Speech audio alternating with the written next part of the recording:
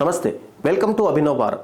ఉపఖండంలోని దేశాల్లో నెలకొన్న అస్థిర పరిస్థితులు భారత్పై తీవ్ర ప్రతికూల ప్రభావం చూపుతున్నాయి.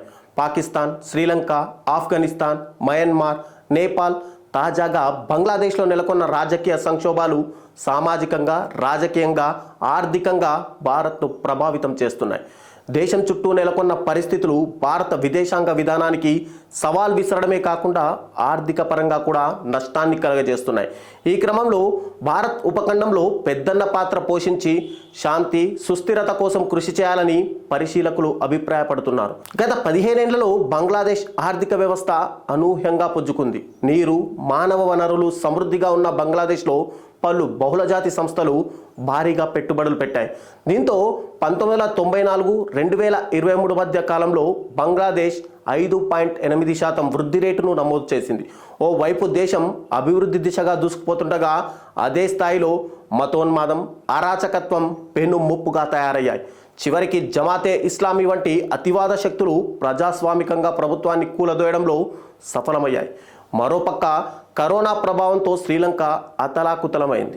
అత్యవసర ధరలు భారీగా పెరిగిపోగా అధిక ద్రవ్యోల్బణం, జీడిపి పతనం ఆ దేశాన్ని తీవ్రంగా కుంగదీశాయి.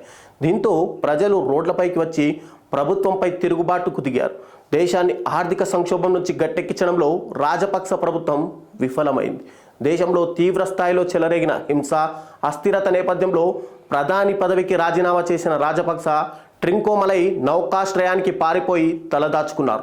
ఇక పాకిస్తాన్ విషయానికి వస్తే 2 ఏళ్ల క్రితం ఏప్రిల్లో జాతీయ అసెంబ్లీలో అప్పటి ప్రభుత్వానికి వ్యతిరేకంగా ప్రవేశపెట్టిన అవిశ్వాస తీర్మానం నెగ్గడంతో ప్రధాని ఇమ్రాన్ ఖాన్ అర్ధాంతరంగా తన పదవి నుంచి వైదొలిగారు.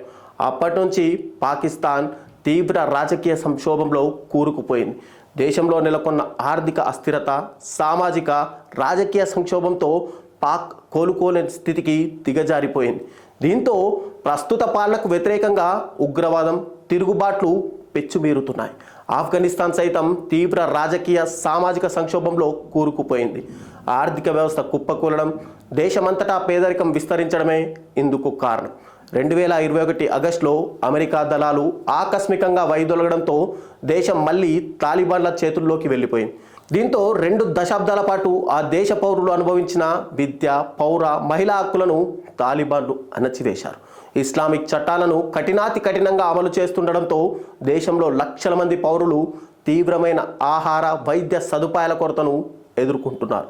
ఇక భారత్ చుట్టూ ఉన్న దేశాల్లో అత్యంత కల్లోలంగా ఉన్న ప్రదేశం మయన్మార్. అధికార జుంటా పౌరులను లక్ష్యంగా చేసుకొని దాడులకు పాల్పడుతుండగా తిరుగుబాటుదారులు వైమానిక దాడులకు పాల్పడుతుండటంతో దేశంలో అంతర్యుద్ధం ప్రమాద స్థితికి చేరింది. దీంతో అక్కడి పౌరులు శరణార్థులుగా మన దేశంలోని మిజోరాం, మణిపూర్ రాష్ట్రాలకు తరలి వస్తున్నారు. దేశం చుట్టూ సరిహద్దు దేశాల్లో ఇలాంటి పరిస్థితులు నెలకొనడంతో భారత్ ఇప్పుడు పెద్దన్న పాత్ర పోషించాల్సి వస్తుంది. ప్రపంచంలో అతిపెద్ద ఆర్థిక వ్యవస్థల్లో ఒకటిగా ఉన్న భారత్ ఇప్పుడు సరిహద్దు దేశాల్లో పరిస్థితులు చక్కబడడానికి తన వంతు తోడ్పాటు అందించాలని పరిశీలకులు భావిస్తున్నారు. నాయకులారా, మీ పనితనం మీ అధినాయకులకు తెలియజేయాలనుకుంటున్నారు. ప్రజలారా, మీ సమస్యలను మీ నాయకులకు తెలియజేయాలనుకుంటున్నారు. ప్రజా సమస్యల పరిష్కార వేదిక మీ అభినవ్ భారత్.